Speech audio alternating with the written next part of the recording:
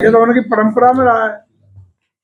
ऐसे लोग जो गैर जिम्मेदार ना संवैधानिक व्यवस्था कानून के धज्जियां उड़ाते हुए इस तरह के बयानबाजी करने का ऐसा लगता है इन लोगों ने ठेका ले रखा है। निश्चित रूप से ऐसे लोगों के खिलाफ वहाँ स्थानीय प्रशासन को, वहाँ की सरकार को कार्रवाई करनी चाहिए। ममता बनर्जी को सुप्रीम कोर्ट से झटका मिला है ईडी के लेकर के एफआईआर करने के लिए। देखिए, संवैधानिक दायरे में हरेक को अपना हक मिला हुआ है, और लेकिन उसकी एक लक्ष्मण रेखा भी है। तो लक्ष्मण रेखा क्रॉस करने का अधिकार किसी को नहीं है, चाहे वो सरकार का मुख्यमंत्री हो, मंत्री हो, विधायक हो।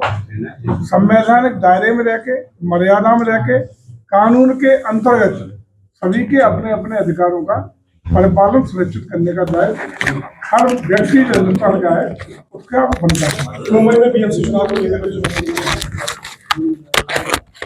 उसके लिए तो आप लोगों को बधाई, महाराष्ट्र की जनता को विशेष बधाई, जिन्होंने एक बार पुनः आदरणीय मोदी जी के ऊपर विश्वास करते हुए भाजपा की नीतियों और कार्यक्रमों पर अनुमोदन करने का, ठप्पा देने का, समर्थन देने का काम किया है।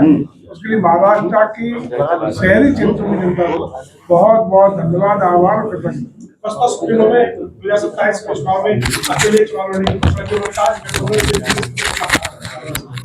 और उनका निजी आकलन है तो निश्चित रूप से अपना बड़ा दल है, राष्ट्रीय पार्टी है, और उनका जो निर्णय है वो तो हमने निर्णय के मुताबिक अपना कर रही है, उसमें क्या कमेंट होगा।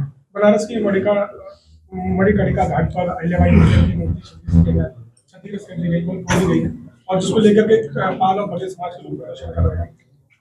नहीं, मुझे लगता है वो मूर्ति शायद नहीं टूटी है, जैसा खंडन आया है, लेकिन किसी को भी अहिल्याबाई होलकर जी का अपमान करने की इजाजत नहीं दी जाएगी। अगर कभी क्षतिग्रस्त हुई है, अगर हालांकि वो उसका खंडन कर रहे हैं, तो उसके लिए निश्चित रूप से सम्मानित तरीके से मूर्ति लगाने का काम होगा। निश्चिंत रहे, कहीं भी अहिल्याबाई होलकर जी का अपमान भारतीय जनता पार्टी की सरकार में नहीं होने दिया जाएगा, ये महसूस करते हैं।